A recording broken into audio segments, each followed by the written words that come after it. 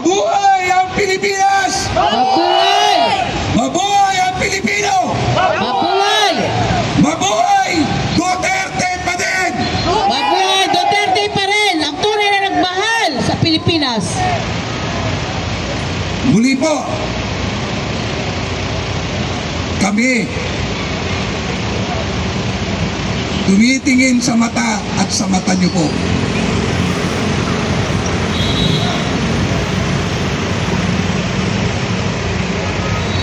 Alang-alang sa bayang ito.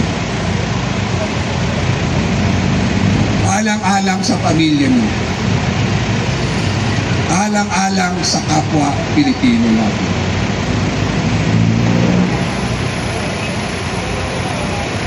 Salamat. Salamat sa tungkulin. Makapulis po ako. Nagpapa-implement din po ako ng batas. Itong kaharap nyo, mga volunteer po ito ng anti-crime. Force multiplier nyo po.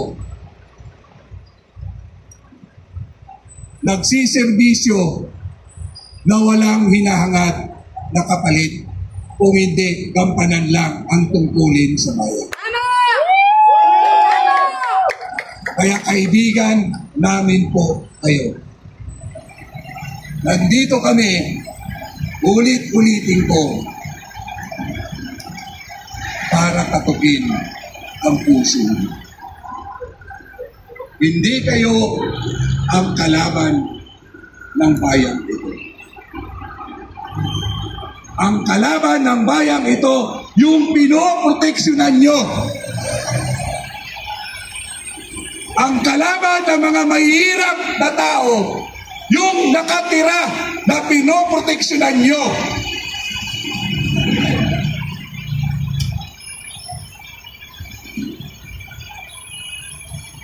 Ang nagpapahirap sa bayang ito, ang mga politikong kahaman, politikong adik. Adik din sa pera.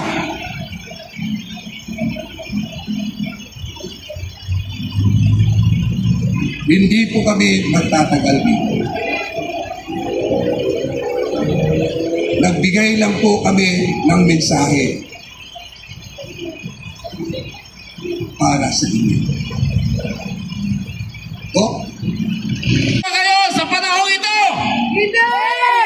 Huwag natin gawing hadlang ang kahinaan ng ilan para sa kasiyahan natin at sa ating pamilya. Tandaan po natin na ang kasiyahan ay nagmumula sa ating sarili. Kaya po, ang aming tuntunin kung bakit kami nandito, we have to love the sinner, but we have to hate their sin. Tama!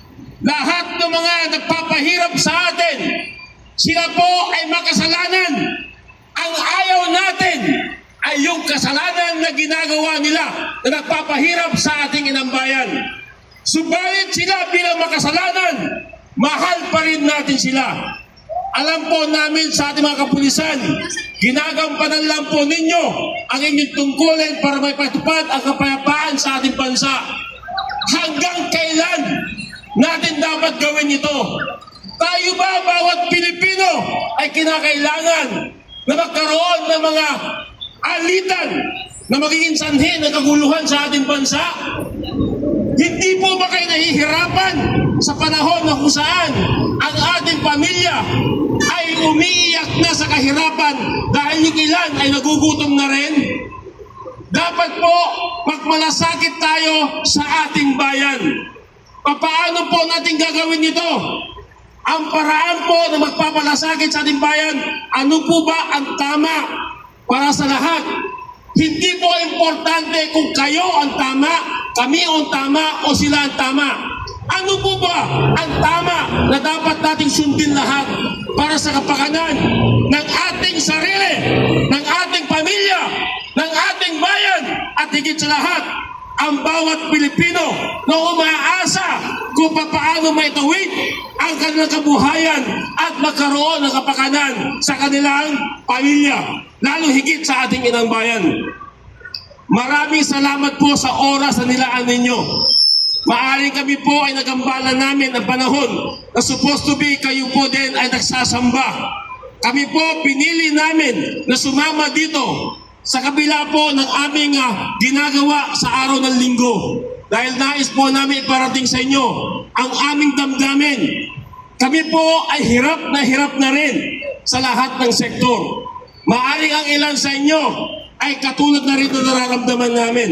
Subalit kailan po natin dapat gawin ang mga bagay na dapat po natin sundin para po sa tama. Dahil po ang tamang ito ay magbibigay po sa atin ng kapayapaan, kasaganahan at higit sa lahat, ito po ang magbibigay sa atin ng gabay para po sa ating kinakaharap. Maraming salamat po sa inyo. Yung inyo po pinoproteksyonan, kababayan ko po yan. Yan po ay amin nire-respeto. Mahal po namin siya bilang bahagi po ng aming layunin. Dahil lahat naman po tayo nagkakasala. Ang ayaw lang po namin, masyado na lang minahal ang kanilang kahinaan sa kanilang pagiging malupit sa bawat isa sa atin. Tanong natin ngayon sa ating sarili, hanggang kailan tayo dapat magtitiis? Kinakailangan po natin magkaisa sa layunin na dapat natin may patupad ang tama para sa Pilipino. Dahil hindi po natin deserve na maghirap ng katulad na ngayon. Nagkakaroon po tayo ng away, gulo, at nagpapahirap sa ating lipunan. Kaya po ang hangad namin ay maramdaman po ninyo ang aming damdamin sa aming ginagawa. Kami po lahat dito ay volunteer lamang. Wala po kaming nais na magkaroon po ng kaguluhan dahil yan po ay hindi namin hangarin sa buhay. Ang gusto po namin, iparamdam namin sa inyo na kami po mismo na private sector at naglilingkod din sa ating inang bayan. Kami po ay nakikisa. Kaya po humihiling po kami sa inyo na nawa po'y maunawaan nyo ang bawat pagkakataon na kung saan kami po ay nagpapahayag lamang ng aming damdamin. Dahil kami po ay nahihirapan na rin sa ganitong sistema ng ating gobyerno na kung saan ang inuuna ay puro sariling kapakanan. Halos lahat mawala na ang laman ng ating kayamanan sa ating bayan. Kinakamkam na ang tanong, kailan tayo dapat gumising? Nakabaon na tayo sa utang. Ano po ba ang dapat natin gawin? Kailan tayo dapat makialam sa ganitong sistema na nagpapahirap sa ating lipunan? Maraming salamat po sa inyo at ang nais po namin ay maghatid lamang ng aming damdamin. Salamat po sa inyong pakikinig at nawa po ay makarating sa taong ating pinoproteksyonan para po sa ating pagkakaisa. Muli, magandang umaga at mabuhay ang mga Pilipino! Mabuhay ang ating bansang Pilipinas! Mabuhay si Tatay Digong! Bring him home! Bring him home! Bring him home! Bring him home! Bring him home! Maraming salamat po.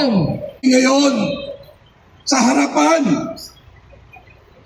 ng palasyong ibinigay mo para sa bayang ito. Kaharap po namin ang aming mga kapulisan na sadyang dito po ay itinakda mo na sila ang magiging pacemaker sa bayang ito. Sabi niyo nga po, Ama, mapalat Dagdag pwersa ng mga pulis dumating.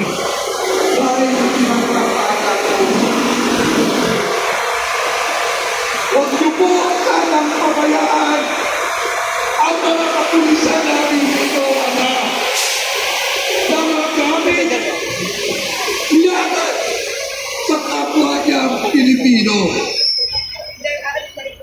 Wala ang imposible sa iyo, Ama.